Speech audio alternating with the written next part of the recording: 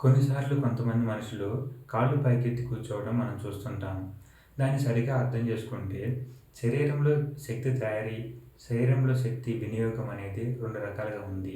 తయారీ మనం చేస్తాం, వినియోగం కూడా మనం చేస్తాం మన అవసరాలకు తగ్గట్టుగా.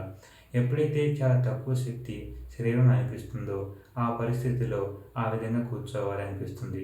ముఖ్యంగా సోఫాలో బాగా స్లాంట్ పొజిషన్‌లో కూర్చోవడం గానీ, ఆఫీస్ చైర్‌లో బాగా స్లాంట్ పొజిషన్‌లో కూర్చోవడం గానీ, లేదా నార్మల్ చైర్‌లో కూర్చొని కాళ్ళు కొంచెం పై హైట్‌లో పెట్టుకొని కూర్చోవటం గానీ, లేదా ముందు ఏదైనా టేబుల్ మీద పెట్టుకొని కూర్చోవటం గానీ, ఇవన్నీ శరీరంలో తక్కువ శక్తి ఉందనే దానికి సంకేతాలు. ఇంకొకటేంటంటే, మరి తక్కువ శక్తి ఉన్నప్పుడు కూడాను శరీరంలో ఆవలింతలు వచ్చే అవకాశం కూడా ఉంటుంది. లేదా హైయెస్ట్ ఫుడ్ ఎక్కువ అరగని ఆహారం ఎప్పుడైనా తీసుకున్నప్పుడు కూడాను ఆవలింతలు వచ్చే అవకాశం ఉంటుంది.